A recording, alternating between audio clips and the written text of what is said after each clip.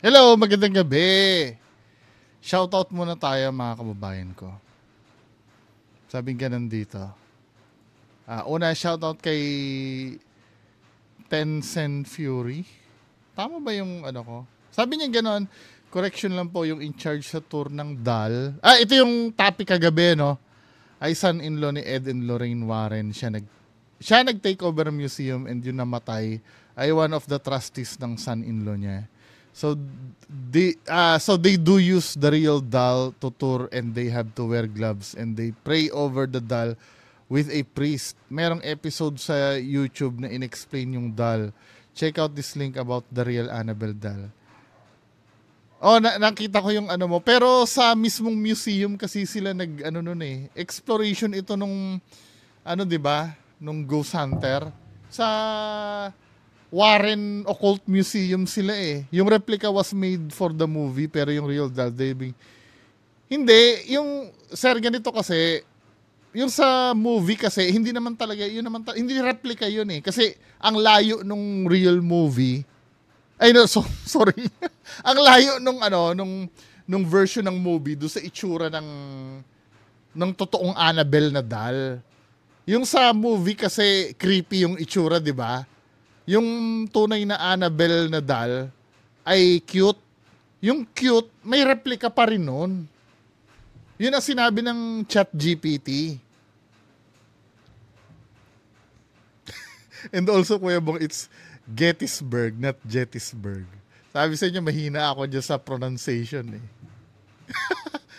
Uh, Gettysburg pala. Hindi siya Gettysburg. Thank you. Connecticut. Connecticut. Ano ko lang tong Connecticut na to sa ano eh, sa pag nanonood kasi ako ng WWE, pag ina-announce kung taga saan si Triple H, Greenwich, Connecticut. Connecticut. Pa-shoutout, bro. JP Ventura, your number one fan sa New Jersey to, no? Keep up the great work. I watch your videos. Salamat, sir.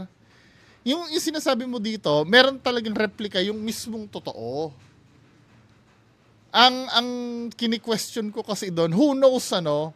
Kasi kung totoo ang kini-claim nila doon sa DAL, ang point ko kasi doon, bakit nyo ilalagay sa tour yun? Kaya yun ang natanong ko sa ChatGPT. Nung tinanong ko sa ChatGPT, hindi umano daw ha. Ewan ko kung saan, kasi yung ChatGPT kumukuha ng sources yun sa kung saan-saan eh. Di umano daw, hindi daw nilalabas yung totoong DAL. Yung tinutour nila ay replica lang nung cute. Hindi yung sa movie. Magkaiba talaga yung sa movie sa ano sa totoo.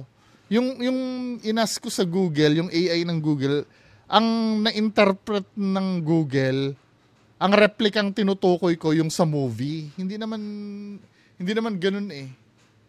Na-establish natin na yung totoong dal may replika talaga nun. 'Di ba? At saka too risky na dalhin yon. So, di umano, sabi ng ChatGPT, yun ay theory lang naman, possibilities na hindi yun yung tunay. Di ba parang yung sa Nazareno? Masyadong precious yung Nazareno para yung tunay yung i-ano mo eh, i-procession mo eh.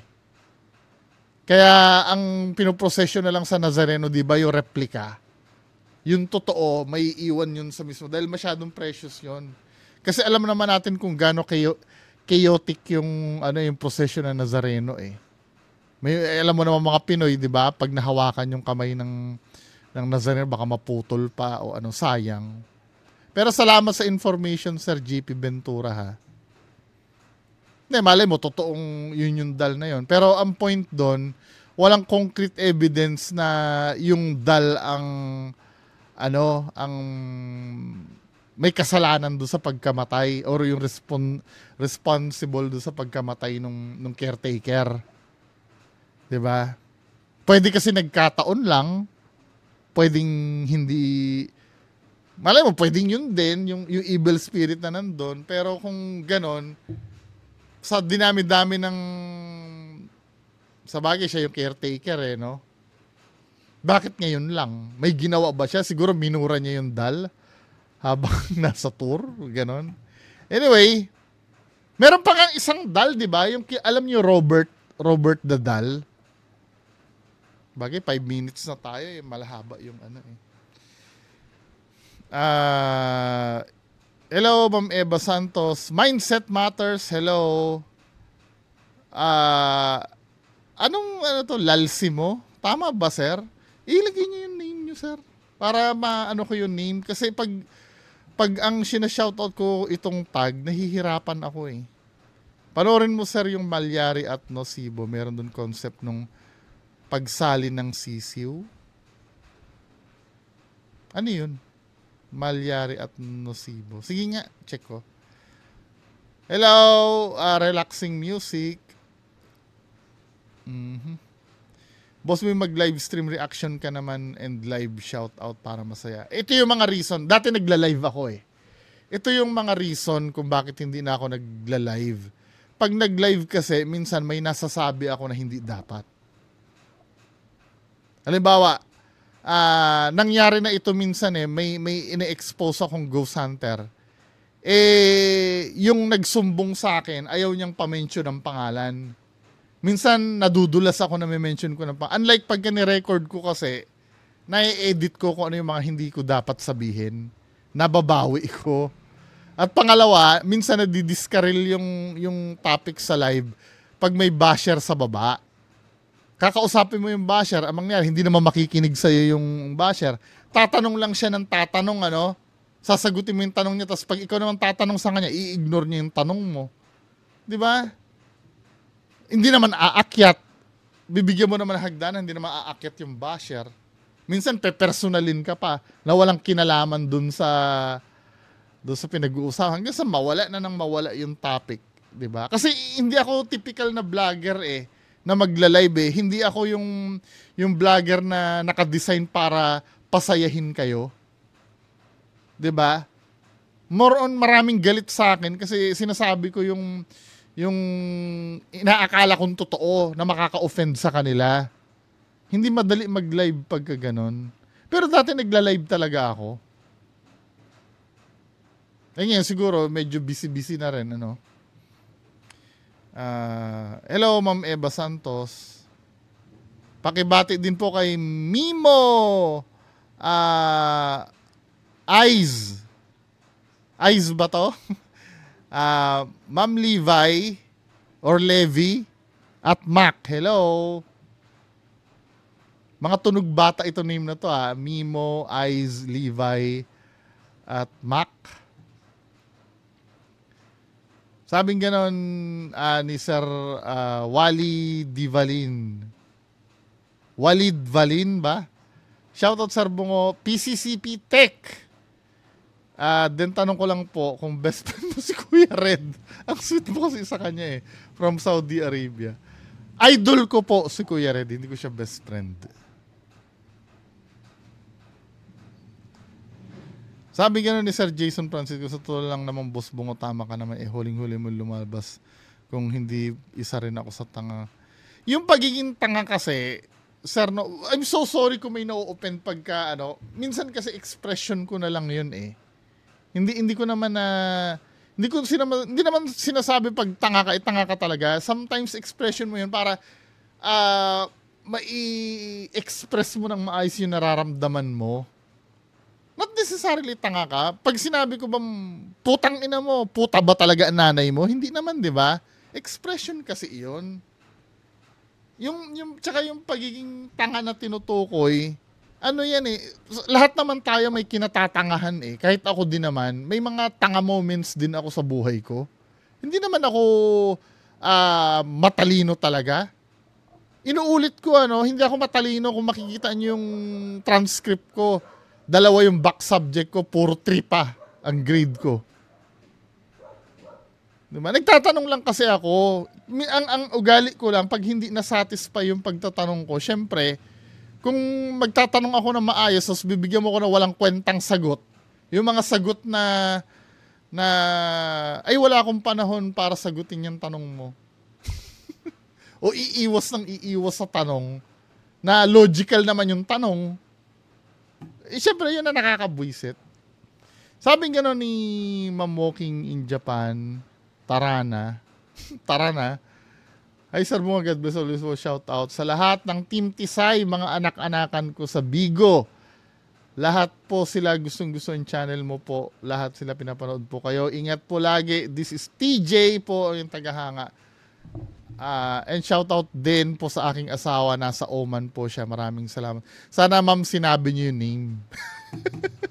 Shout out sa asawa ni Ma'am TJ. Ma'am or Sir?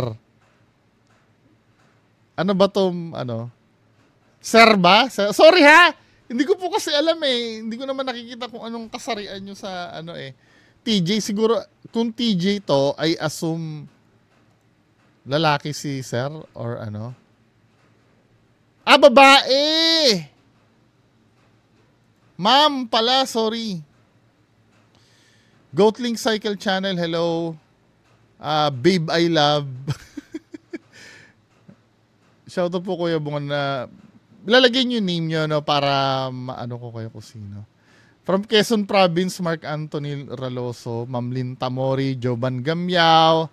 From Iligan City, Michelle Ruelan.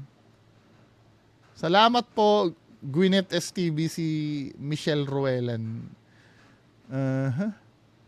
Julius from Calamba, hello. Kamusta ka dyan sa Calamba? May mga location ba dyan sa Calamba? Mami Malagenya, Julian Lakyan, Carl Joseph from Davao City. So, 11 minutes na tayo, no? Siguro naman makakatagal kayo dun sa mismong topic natin. May nag-request kasi sa akin ito, kinoment sa Facebook.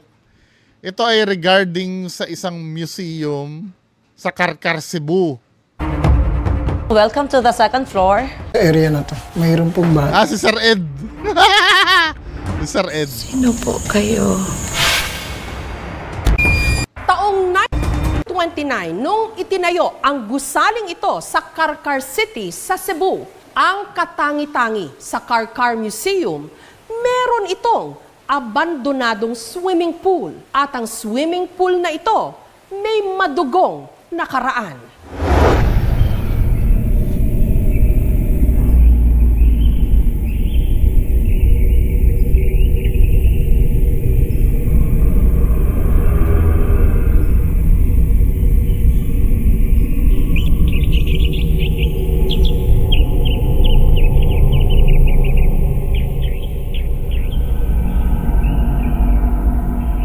Nung pasok ko, medyo kinabahan ako.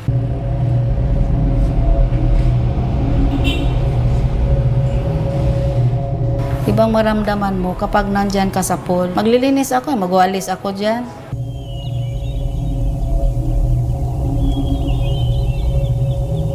Forward ko lang sa mga mismong limitado ang time natin eh.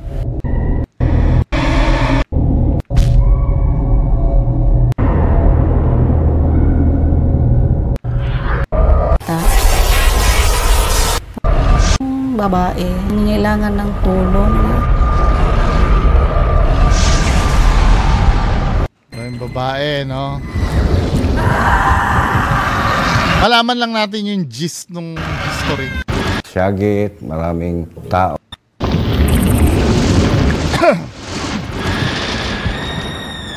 Sa swimming pool, marami akong naririnig na nagsyagit, maraming Sumisigaw. tao.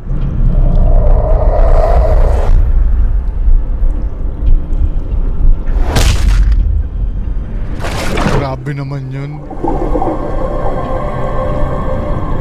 Humingi ng tulong.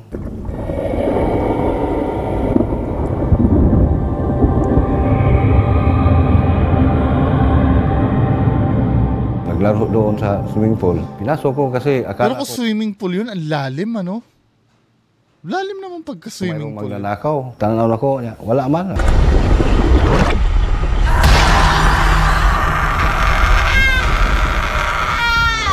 Lalim ng swimming pool eh, no? Yung panahon nito, naging dispensary ito, yung swimming pool hindi na ginamit. Kanang mga kwarto diha, naging hotel sa mga minsan pulis, minsan ibang tao, magdala yung mga chicks diyan. Yung isang bisis, pumasok ko diyan gabi, dinala ko yung girlfriend ko. Tama na! Ayoko na! Tama na! mayroong magsabi, tama na, tama na. Baka naman ano yun, naglalambutsingan dun sa ano, kala mo lang. Kasi di ba parang ginawang hotel ka mo ng mga pulis. Alam mo na, di ba? Baka may pinipwersa. Oh, naman. This structure was established, constructed sometime in 1929. This was for the purpose of establishing a dispensary of the Philippine Health Service. Kasi noon, wala pa namang mga rural health unit sa Kanayunan. Yung mga dinadala dito pasyente, yung mga nasugatan, yung mga kailangan ng emergency treatment. What do you mean dispensary? Tingnan nga natin.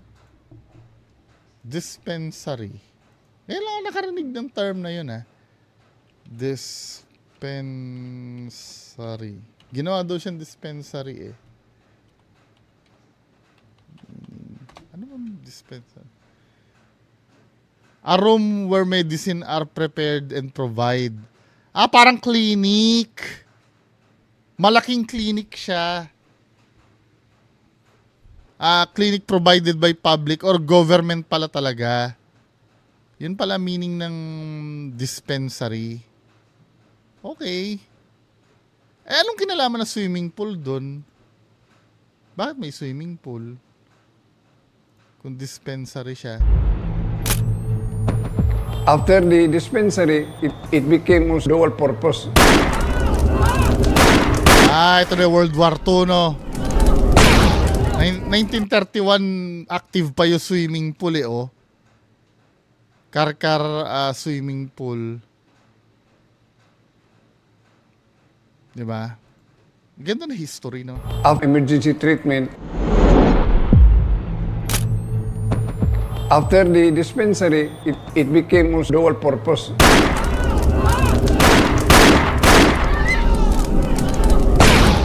Siguro naging parang hotel siya, ganon. Kaya may swimming pool. According to our local historians, during World War II, yung mga dressing rooms ginawang torture room. Ganda ng ano, no?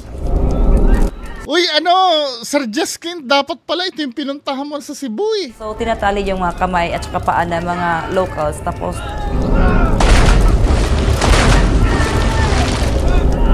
tinatapon na buhay sa pool. Doon sila nalulunod, tsaka namamatay. My mother was incarcerated during the war. Para makuha niya ang information, gusto nila makuha ang information from the suspected civilians na nag-collaborate sa guerrilla movement. Yan, mga Hapon ang nilulublob nila yung mga hinuli nila mga civilians. Grabe brutal na mga Japanese, no? Sana wag na maulit yung ganyan. Kaya hindi maganda na idudulot ng gera, eh. Sa abandonadong swimming pool, may mga kwento ng kababalaghan. Mas malakas daw ang pagpaparamdam sa loob mismo ng museum. Pumasok ako, may narinig na akong parang mga bata naglaro. Makita ko yung apak, yung mga tiil ng mga bata. Tiil, paa ang tiil, di ba? Yung footprints na yan, biased ako dyan. Sige, aaminin ko na, no? Kasi, alam nyo naman yung nangyari, no? Hanggang ngayon, wala pa kaming, ang susunod na topic ko doon sa, doon sa mall, doon sa footprints sa mall, yung payagan kami na mag-investigate. So far, walang pumapayag, eh. Ewan ko kung kailan mangyayari yun, no? Pero pag usapin na footprints, biased ako dyan. Naranasan ko kasi yan, eh. Pagka ganun. Inaamin ko na, ha, biased na ako pagdating sa footprints, ha. Kasi ako nakaranas mismo nun. Kaya lang, yung footprints na makikita dyan, kailangan makita din natin. Kasi baka na naman talaga may bata naman talaga dyan na magkukos nun. Diba? Pag naog ko, murag may nitulak sa akin. Talaga nabagsak ako dyan. Pupupupupupupuk. Baka naman nadulas ka lang, tatay. Manakot na naman, eh. Isang bisis pumasyal sa siyuta. Pag uwi ko, Siyuta. dito ako dumaan. Kaya, doon nakita ko, ang daming tao. Bakit kaya?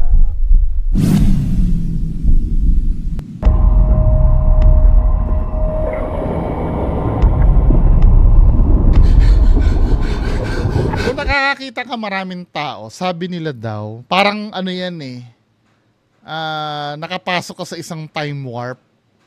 May ganyang insidente, nangyayari ang kadalasan pag may mga buwibisita sa castle, sa yung mga establishment na luma. May parang ano yun eh, time slip ba ang tawag doon? Tingnan nga natin. Na yung nakikita mo parang more on residual siya eh. Time slip.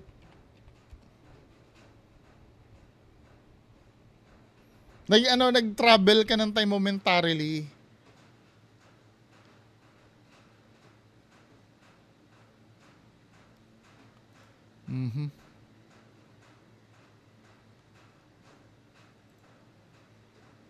Parang ano, yun nga, nag-travel back in time ka, ay ano.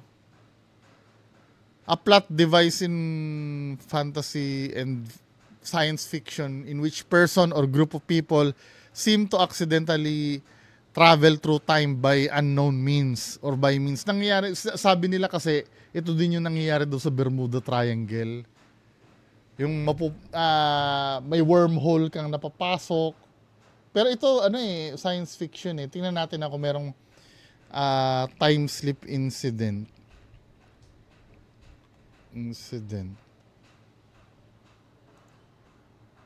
May nangyari na ganyan ito.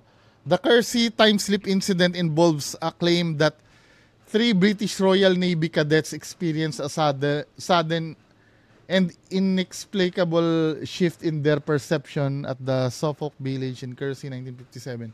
Encouraging what appeared to be a medieval version of the village, 'di ba? Ito naman napunta sila doon sa parang medieval times. Ano to eh?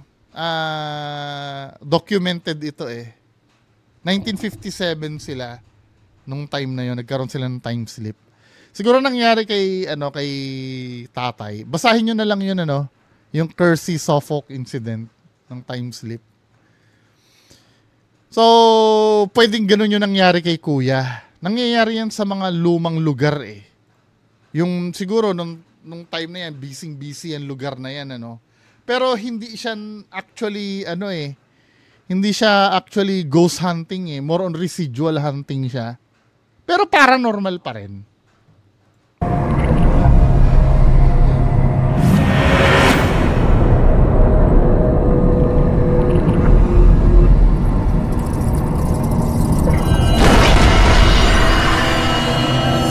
OA lang talaga mag-reenact This ng was built KMJS. in 1929 under the administration of our first mayor who happens to be. Habang nagtutour ako, tatayo ako dito para marinig sa lahat.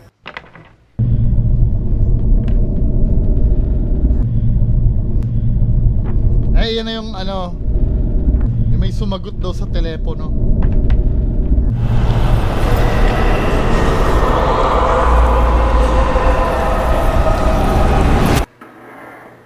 Minsan, na-feel ko may kumalabit sa likod ko. Pagtingin ko, wala namang tao.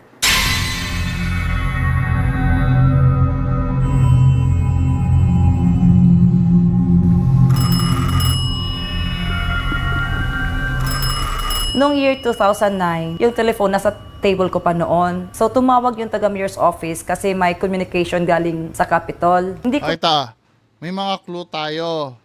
Tumawag sa mayor's office. So, hindi ito gabi. Kasi ibig sabihin, bukas pa yung opisina ng mayor eh. So, ang schedule ng munisipyo, di ba, kadalasan minsan nga, 3:00 pa lang, na yan eh. Uwing-uwi na yung mga tao dyan, di ba? So, meaning, mga umaga nangyari yon, yung tawag na yon. Ina-assume ko kasi, tawag galing mayor's office eh. Noong year 2009, yung telephone nasa table ko pa noon. So tumawag yung taga-mayor's office kasi may communication galing sa Capitol. Hindi ko narinig na nag-ring. Pinindot niya yung button na redial lang talaga. Doon na narinig ko ang ring. Hello? Hello, Jingjing. Sino yung batang sumagot kanina? Kakatawag ko lang. Ang sabi niya wala ka. Sino yon? Baka naman isa sa mga estudyanteng tinutur mo yun. 'Di ba? Kasi base dito kasi nagtutur ka talaga sa estudyante dito eh. May mga bata talaga diyan. Tapos umaga pa nangyari yung tawag, 'di ba? Hindi, inahanapan ko lang ng explanation. Baka kasi pwede kasing ganun yung nangyari. Hindi ko narinig na nag-ring. Pinindot niya yung button na redial lang talaga. Doon na narinig ko ang ring. Hello?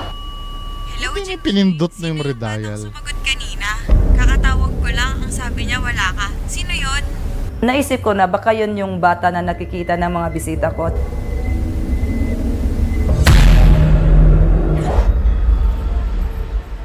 May isang staff ako dito, yung tagalinis. Nung naglinis siya sa taas, siguro napagod, humiga sa bed. Oh, humiga sa bed, indication na nakatulog to. Nakatulog talaga siya.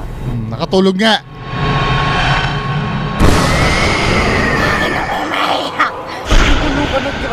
Tapos yung ginawa niya, nagdasal daw siya. Ang Diyos ay sumasa iyo. Sleep paralysis. At pinagpala rin ang iyong anak ni Masi. Nung bumaba, pawis na pawis, sabi niya, Ma'am Jane, tulungan mo ako, may babaeng nakaitim sa taas, tapos sinasakal ako.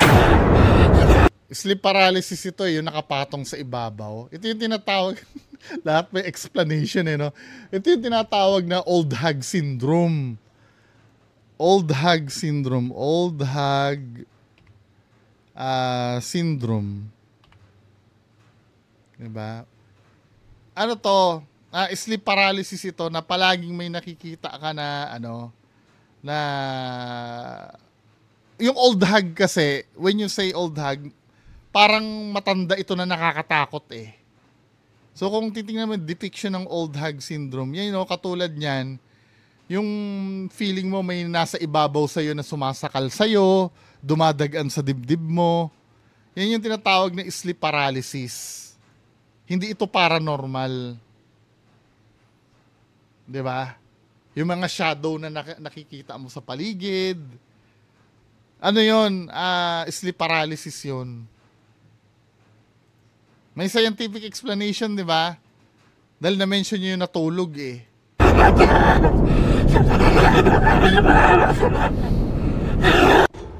Sabi ng nanay ko, sinabihan din siya ng kanyang ina na mayroon daw pinatay sa museum. Buntis daw ang babae. Palagay ko, yun din ang dahilan.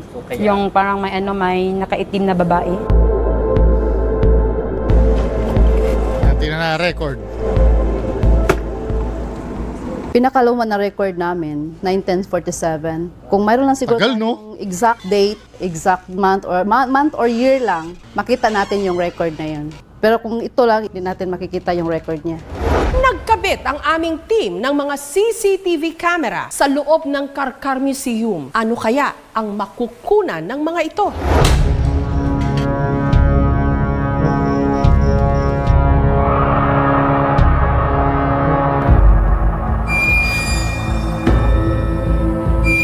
Bumukas? Kung hangin po ito, dapat sana yung papel na nasa lamesa na nilagay ng kasama namin, lilipa rin sana ng hangin or natangay.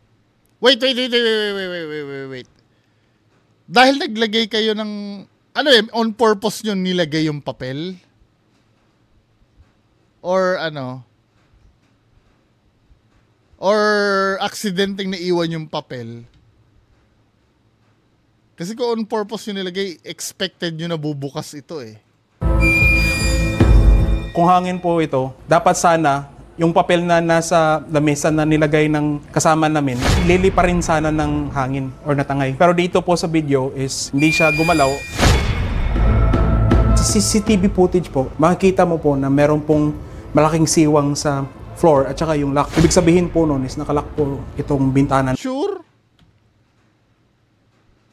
Wait, kung nakalock yun, ang mangyayari yun, aakyat muna yung lock bago siya bumigay. Tama. Kasi pwede kasing gravity din ito eh. Nabubwisit ba kayo sa akin pagka hinahanapan ko na explanation? Tingnan natin yung CCTV. Malupit yun kung totoo yun ha. Wait lang. Tingnan natin. Ang bilis kasi. Alam mo minsan, ang KMJ, hindi nila pinapakita yung kabuuan eh. Kung sinabi na nakalock, i-zoom natin kung nakalock, hindi yung biglang ipi-play nyo na lang. Yan o, katulad yan, play na agad. Hindi man lang natin natingnan na nakalock. Diba? Pero feeling ko hindi nakalock yun. Ito ba yung tinutukoy niya na...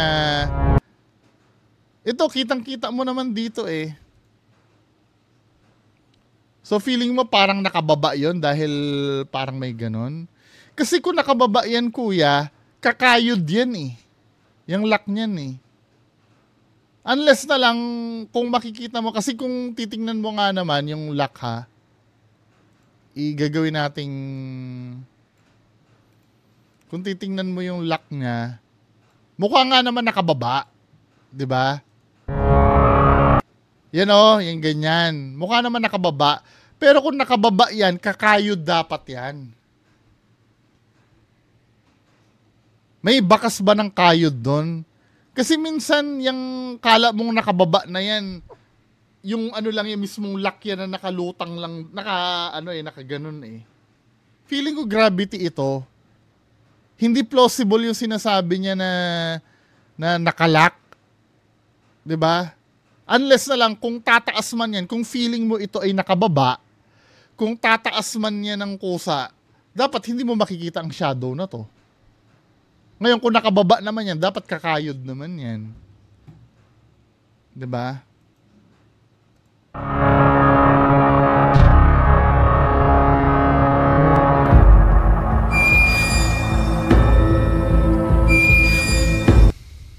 Kung hangin po ito, dapat sana yung papel na nasa lamesa na nilagay ng kasama namin, lilipa rin sana ng hangin or natangay. Pero dito... Kasi pwedeng slight breeze eh. Lalo na kung loose yung medyo malayo kasi itong papel mo eh, para maging wind detector siya eh. Diba? Inconclusive ito eh. Pwede kung yung papel na yan ay nasa sahig na nandito sa may pinto. Pero malayo ito eh. I don't think na po sa video is hindi siya gumalaw. Sa CCTV footage po, makikita mo po na meron pong malaking siwang sa floor at saka yung lock. Ibig sabihin po noon is nakalock po itong bintana nung panahon na yun nang bumukas siya. Ito yung ayan, papakita nila. Pinaka-base eh. Oh. Ito, malinaw talaga sir. Di sana nga kumayod yun. Di ba? Sana kumayod yun. Oo nga naman, nakababa. Let's say nakababa. Ay, hindi. Ba't ko sinum? Pangi. Dito pala. Let's say nakababa. Sana may bakas ng kayod yan eh. Di ba? Ibig sabihin, nakababa man yun, hindi talagang nakababa ng sobra. Ito po yung nakita naming anino na galing sa ibabaw. Pababa po. Oh, hindi. Galing dito, sir. Kita mo yun? Galing dito. Men? Anino daw. Ito medyo compelling to. I have to admit. Medyo compelling naman to. Hindi naman siya siguro insekto, di ba? Dahil kung insekto, alam mong malapit sa lens eh. Para makakuha tayo ng mas detalyadong image, so diniliman natin kasi dito mas makikita mo na yung galaw. To our surprise, marami rin sa paligid ang gumagalaw din. Ito yung part na medyo mapapaisip ka. Kasi unlike dun sa first clips natin, makikita mo na lahat gumagalaw. Pero bakit pagdating sa kanya, may movement na parang halos siya lang. Tsaka extended pa siya rito sa baba. Oo. Ito medyo medyo compelling naman to. Ito yung medyo napaisip na ako ng matagal. Hindi ko siya ma-explain. Ang nakikita ko lang unless na parang meron talagang tao doon Pero kung syempre maglalagay sila CCTV doon para obserbahan. 'Yun, medyo compelling naman 'yun. To be fair naman. If ever man, baka sa light distribution.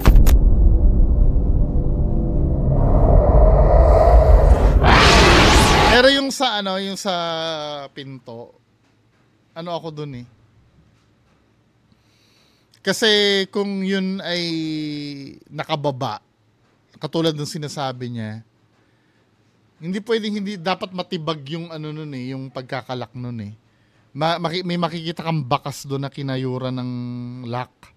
So dahil walang bakas yun, meaning hindi naman talaga siya nakalapat. Although nakababa siya, pero hindi siya nakalapat. Pwede kasing gravity eh. Dapat ang ginawa nila doon sa pintuan, tinesting nila yon. Iangat nila yung lock, tingnan nila kung talagang kusang bumubukas. Diba? Naparito ang magnanakaw upang magwasak, pumatay at magnakaw. Hindi tama na manatili sila ron. Yes, Sir Edna.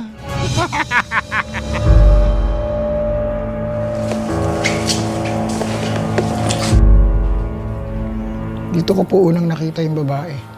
Nakaitim siya. Parang mayroong takip hanggang dito na itim. Ito sa area na to. Mayroon pong bata Mga 8 to 12 years old. Dapat i-ensure nila na hindi nyo kinwentuhan si Sir Ed. Kasi syempre, cold reading yun pag nalaman na kung kinwentuhan siya eh. Katulad ng bata na yun, di ba? Baka mamaya may nagkikwento, ay Sir Ed, may mga bata na na nakikita dito. Siyempre, pwedeng sakyan ni Sir Ed yun. 'Di ba? Nagiging fair lang ako sa ibang ghost hunter. Ay sa ibang paranormal researcher. Hindi porket kaibigan ko si Sir Ed. Pero naintindihan din naman ako ni Sir Ed yung pagiging skeptic ko, 'di ba? Sana kinlaro nila na hindi siya kinwentuhan.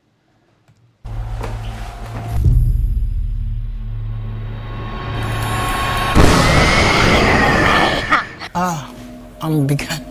Grabe.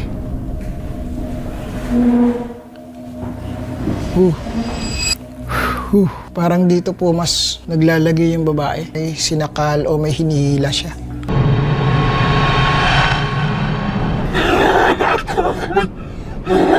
May sinakal yung yung binangungot. Meron na pong ganong kwento dito. Meron na sir yung kasamahan ko before. Yung nangangalabit po.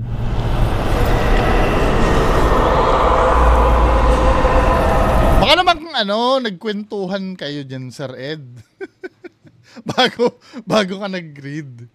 Pero sinasabi niya sa akin pag nagtatanong ako ng ganyan, isolated daw. Words ni Sir Ed yun, ha? I don't know, di ba? Ayoko naman, hanggat maaari, kahit kaibigan ko yung tao, pipilitin ko maging neutral. Kayo pa rin ang magde-decide nun. Pero pag mga ganyang bagay, tinatanong ko talaga sa kanya yan. Ikaw ba, Sir Ed, nakwentuhan ka ba bago kang pumunta doon? Or hindi naman daw, di ba? Yung nang gaganon, meron ng incident na gano'n? Ako, sir, doon sa hagdanan. Mabigat. Daming dumadaing. Ito pong buong area. Ito po ba yung pool? Yes, dati? sir. Parang dati, ang daming patay. Feeling ko residual yan eh. Yung ganyan eh. At isa pa, ito iisipan ko kung paano malalaman ni Sir Ed yung mga ganong information. Ito bang lugar na to ay sikat ba to? May history ba to na pwedeng ma-research sa Google? Ano ito? History Museum Karkar Cebu. Tingnan try natin mag-Google tayo. Kailan ba pinablish itong 2019? So, subukan natin, mag-experiment tayo. na let's say ako si Sir Ed Caluwag. Tapos sasabihin sa akin, Sir Ed, guest ka sa KMJS, pupuntahan natin yung museum sa Karkar, Cebu. Tingnan natin kung may makikita ka doon. So ako kunyari si Sir Ed, mag-google tayo ngayon. Dahil ako ay mag-guess doon, try natin history Karkar, Cebu. Wait lang ha.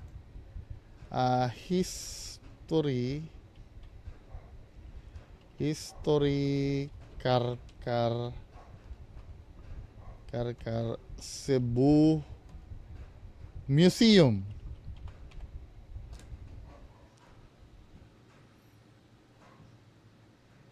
Ito ay 2017 to na publish, no? Anong 2019 wala pang AI eh. Ignore natin itong AI na to. So, may isang information na 2017 na pag kinlik natin to, yung regarding do sa mga pinatay, meron bang masasabi dito?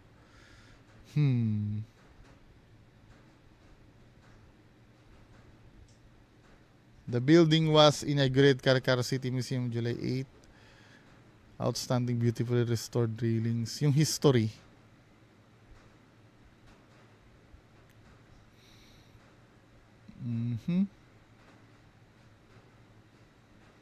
Wala namang na-mention tungkol doon sa mga pinatay sa ano.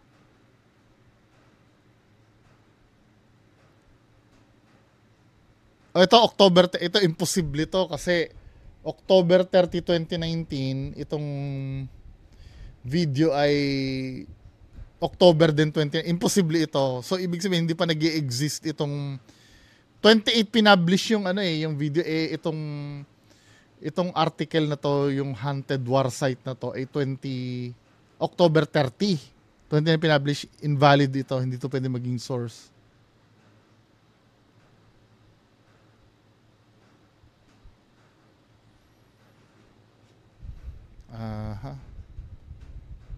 Haunted. Kailangan beyond 20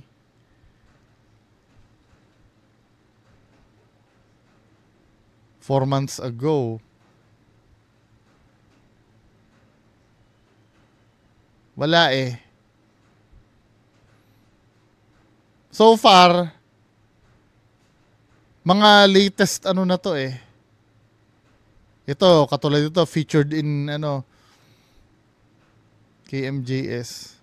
So far, wala akong museum na wala akong nakitang museum na haunted na naipublish beyond 2019. I don't know, baka hindi lang ako, kasi limited lang ang oras natin eh. Tinesting ko yung theory na yon. Na baka naman ito si Sir Ed, nung nalaman na pupunta kaming Karkar, Cebu, nag-google. Pwede kasi yun eh. Bago siya pumunta, at least may knowledge siya dyan sa nangyari. Pero so far, nung nag-search ako, mga recent, after na nung guesting niya sa KMJS na nasabing, yun eh, parang haunted. Andiyan pa rin yung babaeng nakaitim. Mag-establish. Pero hindi ko sinasabing imposible mangyari yon. Mabilisan lang kasi yung Google ko eh. Meron man siguro, kailangan mo mag-dig deeper. Yan ang communication. Gagamitin po natin yung Ouija board. So through Spirit of the Glass, at least malaman natin yung pangalan. Especially po yung babae. Napag-usap ko yung sa amin. Sino po kayo?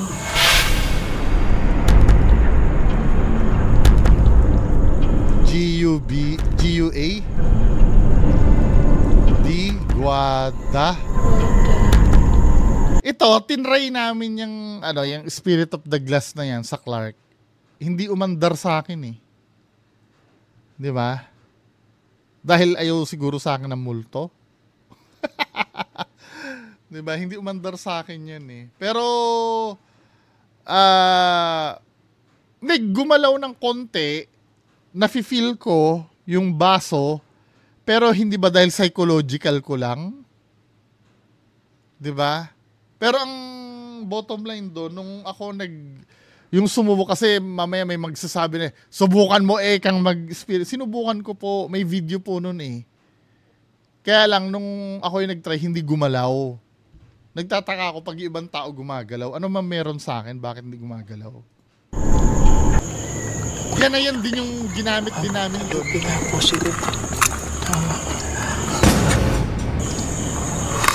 Pero ito to be fair nung ginamit namin yan, pinatesting sa akin ni Sir Ed yan, na, sige sir, subukan mong galawin yung baso. Ginalaw ko. Pag sinadya mo siyang galawin, natutumba yung baso Kasi may friction ito. Masyado makapit yung baso niya. Tinry ko, pinasubok sa akin ni Sir Ed, sadyain mong galawin. Natutumba yung baso. Nagiging bias ba ako? Hindi. Pero hindi, yun naman talaga, makikita nyo naman doon sa video Doon sa pagpunta namin ng Clark. Lahat ng ka-skeptican doon, ginawa ko lahat. Diba? Pero, dahil ako yung nakasalang doon, pwede kasing bias ako doon Pwedeng confirmation bias ko yun, yung nangyayari.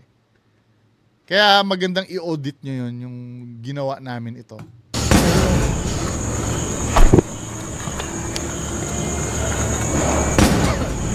Sige na po. Sabihin mo na please.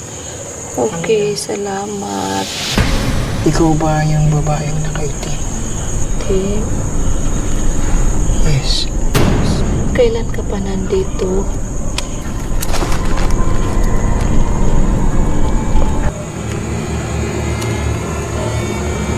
Kung 1934, ang tagal na niya dito. Ano po ang pwede namin gawin para matulungan ka namin? Goodbye agad. Goodbye. At nag-goodbye tayo. Ewan ko, medyo skeptic pa rin ako, no? Kasi masyado naman precise dahil sa editing. Dahil sa editing ng video yon. Dahil usually matagal yan magbigay ng sagot Siguro sa editing na lang ng video na akala mo ang bilis-bilis ng sagot. Diba? I don't know, no? Kahit naranasan ko na yan, nagiging skeptic pa rin ako. Hindi ko alam kung bakit. Diba? Trinay naman natin, nagkaroon naman ng communication, kaya lang parang nag-aatubili siya sumagot Doon sa taon na 1934 or 1943, ibig sabihin po nakatayo na to. Maaari pong yung natawag natin ay isa sa nagsimula na nagtrabaho dito o tumira dito sa lugar na to.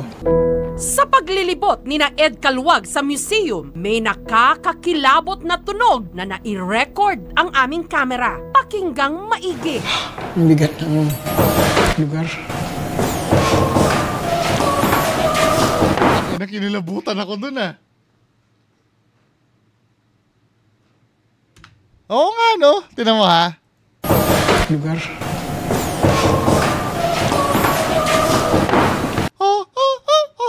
Gumaganon. Hindi ba ringtone ng cellphone yon? Hindi, boses talaga no? Papatayin ko tong mic ko para ma-focus nyo yung sound. 1, 2, 3, go. Lugar.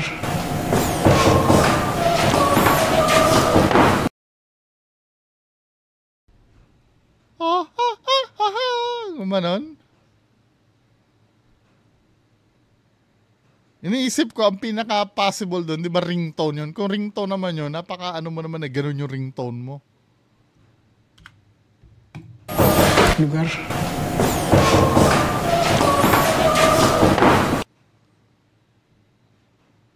Sa labas? Malapit ba to sa kalsada? Ano naman na magkukos sa kalsada nung ganong tunog? Sana... Windows. Windows naman siya. Para sa food. Sana may suri ito ng expert. Curious ako sa sabihin ng expert. Ito mo. Windows. Windows naman siya. Para sa food. Hindi lang po ba ito mo? Oo, sir. Hindi ba aso? Pusa definitely hindi Hindi ba aso na ano? Hindi po ba itong... Oo, sir. Pero para siyang, alam mo yung kumakanta ng kundiman. Bullshit. Hindi po ba itong... Oo, sir.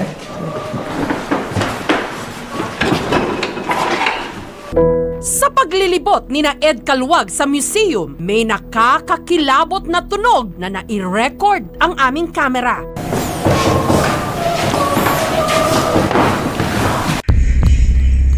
Wala talaga ako na rin. Ikaw? Wala.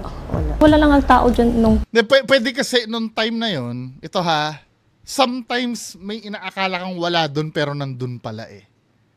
Pag focus na focus ka sa isang bagay, diba? Hindi ko sinasabing fake yun ha. Wait lang. Hindi ko sinasabing fake yun. Gusto ko lang i-emphasize dito na possible yun kahit meron naman talagang tunog, eh hindi mo mapapansin dahil focus ka sa isang bagay. Let's say nanonood ka ng TV, pwede kasing mangyari eh, nanonood ka ng TV, no? Iniintindi mo yung pinapanood mo sa TV, pero tinatawag ka ng nanay mo, hindi mo naririnig. Kasi ang focus mo, or kahit nagbabasa, nagpe-Facebook ka, wala namang sound, pwede kasing mangyari, natabunan ng TV yung sound ng nanay mo, ano? So, ibahin ko example. Pwede mangyari, nagbabasa ka ng text message ng messenger, tapos, tinatawag ka ng nanay mo, hindi mo naririnig. Kasi focus na focus kang sa isang bagay. Pwede kasi mangyari yun. 'Di ba? Pero do sa yung ano na yon, yung kumakanta na yon, I don't know. Ringtone? May magre-ringtone ba ng ganon? Ang pinakamalapit na pwede kong pagbintangan aso. Yung umaalulong na aso or basta may time sa pwedeng maging tunog ng aso yun eh. Kaya lang ang ganda naman ng boses ng aso na yun. Parang singer. 'Di ba? Or whatever it is. Gusto kong yung video expert sana isuri. Time na yun sa baba. Yan. Tingnan natin opinion niya. Ang masasabi ng mga eksperto? Based na sa video na pinanood ko, hindi naman siya edited. Hindi rin siya pinatong or hindi rin siya minix. Yung nakita natin doon is recording straight from the camera. Kung ano man na narinig natin doon, is totoo. Ang tanong, ano yun? Posible ba na meron tayong ma-record nang hindi natin naririnig? Ang pinakamadaling explanation nito, yung mga tinatawag natin na professional audio recorders or kahit yung mga cameras natin, nagre-record sila ng frequency. Beyond human hearing. 0.1 kilohertz. Ang tao, ang normal na frequency nila ay 20 kilohertz lang. So, ibig sabihin, mas sensitive yung mga audio recorder kumpara sa mga naririnig natin.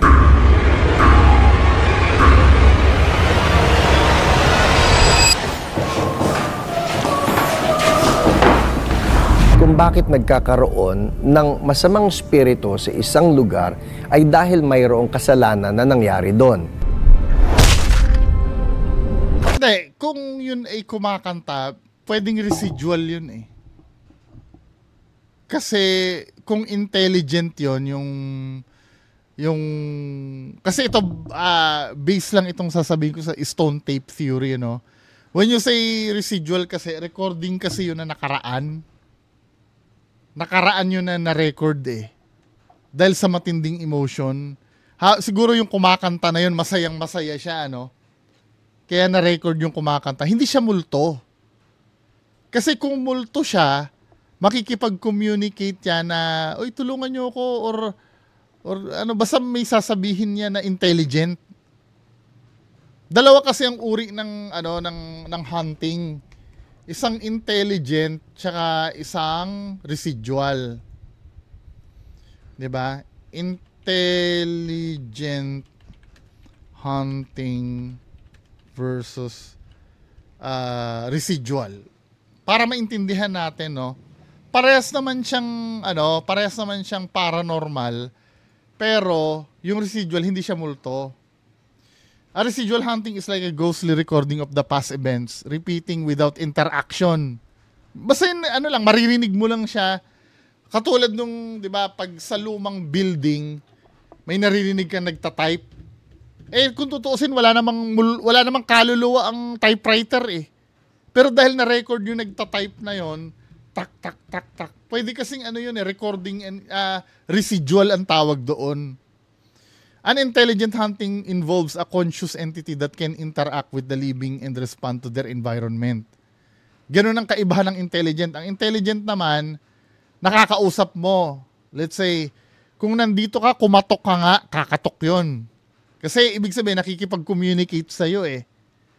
Pero yung kumakanta lang na ganun, malaki ang possibility na residual lang yun. Hindi siya totoong multo, recording siya ng past. 'Di ba? Pero paranormal pa rin.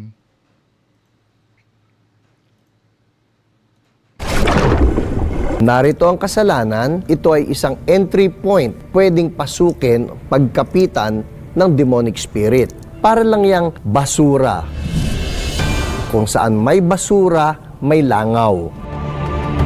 Humingi tayo ng kapatawaran doon sa kasalanan. Panginoong Diyos, patawarin po ninyo yung kasalanan na nagawa noong panahon na yon. Sa pangalan ni Jesus, humihingi kami ng kapatawaran sa kasalanan ng murder, rape, ng torture. Kung nawala na yung kasalanan, ang tanong ngayon, saan pakakapit itong masamang spirito? Wala na.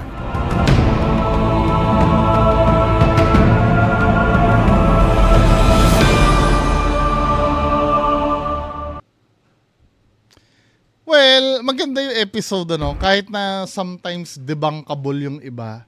Pero, yun, yung kanta na yun. Diba? Siguro kung debunkable man yun, hindi ko lang alam kung paano. Maybe kayo alam nyo. Comment nyo sa baba. Magandang gabi sa inyong lahat. Bye-bye.